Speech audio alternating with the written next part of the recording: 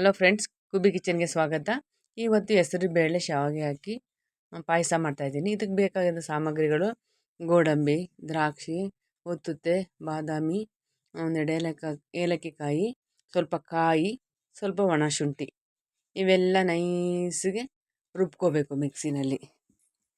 ರುಬ್ಕೊಂಡಾದಮೇಲೆ ಹೆಸರುಬೇಳೆ ಬೇಯಿಸಿ ಕುಕ್ಕರಲ್ಲಿ ಇಟ್ಕೊಂಡಿದ್ದೀನಿ. ಆಮೇಲೆ ಶಾವಿಗೆ ಹುರಿದು ಒಂದು ಪ್ಲೇಟಲ್ಲಿ ಇಟ್ಕೊಂಡಿದ್ದೀನಿ.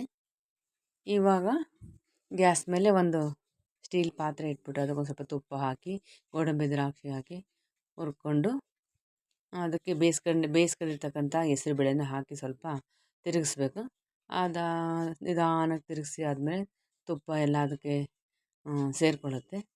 ಆಮೇಲೆ ರುಬ್ಕೊಂಡಿರ್ತಕ್ಕಂಥ ತೆಂಗಿನಕಾಯಿನ ಅದಕ್ಕೆ ಹಾಕಿ ಮತ್ತೆ ಗೋರಾಡಬೇಕು. ಚೆನ್ನಾಗಿ ಗೋರಾಡಿ ನಿಧಾನಕ್ಕೆ ಗೋರಾಡ್ತಾ ಇರಬೇಕು. ಕಮ್ಮಿ ಉರಿಲೇ ಇಟ್ಕೋಬೇಕು. ಜಾಸ್ತಿ ಉರಿ ಇಟ್ಕೊಂಬಿಟ್ರೆ ಅಡಿ ಹಿಡಿದ್ಬಿಡುತ್ತೆ. ನಿಧಾನಕ್ಕೆ ಗೋರಾಡ್ತಾ ಇರಬೇಕು. ನಿಧಾನಕ್ಕೆ ಒಂದು ಚೆನ್ನಾಗಿ ಕುದೀತಾ ಇದೆಯಲ್ಲ, ಈಗ ಎಷ್ಟು ಚೆನ್ನಾಗಿ ಕುದೀತಾ ಇದೆ ನೋಡಿ ಪಾಯಸ. ನಿಧಾನಕ್ಕೆ ಗೋರಾಡಬೇಕು. ಹಂಗೆ ನಿಧಾನಕ್ಕೆ ಗೋರಾಡಿ ಕ್ಲೀನಾಗಿ ಆ ಥರ ಗೋರಾಡ್ತಾ ಇರಬೇಕು. ಗೋರಾಡಿ ಆಮೇಲೆ ಸ್ವಲ್ಪ ಮಿಕ್ಸಿನಲ್ಲಿ ನೀರಿರುತ್ತಲ್ಲ ಅದನ್ನು ಸ್ವಲ್ಪ ಹಾಕಿ ಸ್ವಲ್ಪ ತೆಳು ಮಾಡ್ಕೊಂಡು ಹೀಗೆ ನಿಧಾನ ಗೋರಾಡ್ತಾನೆ ಇರಬೇಕು. ಇಲ್ಲಾಂದರೆ ಅಡಿ ಹಿಡಿದು ಬಿಡುತ್ತೆ. ನಿಧಾನ ಗೋರಾಡಿ ಎಷ್ಟು ಚೆನ್ನಾಗಿದೆ ನೋಡಿ, ಎಷ್ಟು ಚೆಂದ ಕಲರ್ ಬರ್ತಾಯಿದೆ ಪಾಯಸ, ಎಷ್ಟು ಚೆನ್ನಾಗಿದೆ.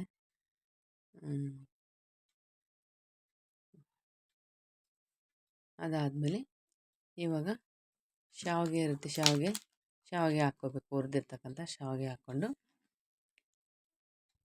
ಗೋರಾಡಬೇಕು. ಇವಾಗ ಒಂದು 2 ನಿಮಿಷ ಬೇಯಿಸ್ಕೋಬೇಕು ಶಾವಿಗೆನ. ಒಂದು 2 ನಿಮಿಷ ಬೇಯಿಸ್ಕೊಂಡ್ರೆ, ಫಸ್ಟೇ ಬೆಲ್ಲ ಹಾಕ್ಬಿಟ್ರೆ ಬೇಯ್ಕೊಳ್ಳಲ್ಲ. ಫಸ್ಟಿಗೆ ಬೇಯಿಸ್ಕೋಬೇಕು. ಶಾವಿಗೆ ಬೇಯಿಸ್ಕೊಂಡು ಒಂದೆರಡು ಕುದಿ ಬೇಯಲಿ, ಚೆನ್ನಾಗಿ ನಿಧಾನಕ್ಕೆ ಬೇಯಲಿ. ಹಿಂಗೆ ಗೋರಾಡ್ತಾ ಇರಬೇಕು. ಗೋರಾಡ್ತಾ ಇದ್ದರೆ ಅಡಿ ಹಿಡಿಯಲ್ಲ. ಗೋರಾಡ್ತಾ ಇರಬೇಕು ನಿಧಾನಕ್ಕೆ. ಆಮೇಲೆ ಬೆಲ್ಲನ ನಿಮ್ಮ ಹತ್ರ ಕ್ಲೀನಾಗಿರೋ ಬೆಲ್ಲ ಇದ್ದರೆ ಡೈರೆಕ್ಟಾಗಿ ಹಾಕ್ಬೋದು. ಇಲ್ಲಾಂದರೆ ನಾನು ಉಂಡೆ ಬೆಲ್ಲ ಸ್ವಲ್ಪ ಕಾಯಿಸಿ ಸೋಸಿಟ್ಕೊಂಡಿದ್ದೀನಿ. ಈಗ ಅದನ್ನು ಹಾಕ್ತೀನಿ. ಕಡೆಯದಾಗಿ ಬೆಲ್ಲ ಹಾಕ್ಬಿಟ್ಟು ಇದನ್ನು ಒಂದು ಸ್ವಲ್ಪ ಗೋರಾಡಬೇಕು ಕ್ಲೀನಾಗಿ. ಕುದಿ ಬರ್ತಾ ಇದೆ ನೋಡಿ, ಎಷ್ಟು ಚೆನ್ನಾಗಿ ಕುದೀತಾ ಇದೆ. ಪಾಯಸ ರೆಡಿ ಆಯಿತು. ಈ ವಿಡಿಯೋ ನೋಡೋಕ್ಕೆ ತುಂಬ ತುಂಬ ತುಂಬ ಧನ್ಯವಾದಗಳು. ಸಬ್ಸ್ಕ್ರೈಬ್ ಆಗಿ, ಲೈಕ್ ಆ್ಯಂಡ್ ಶೇರ್ ಮಾಡಿ.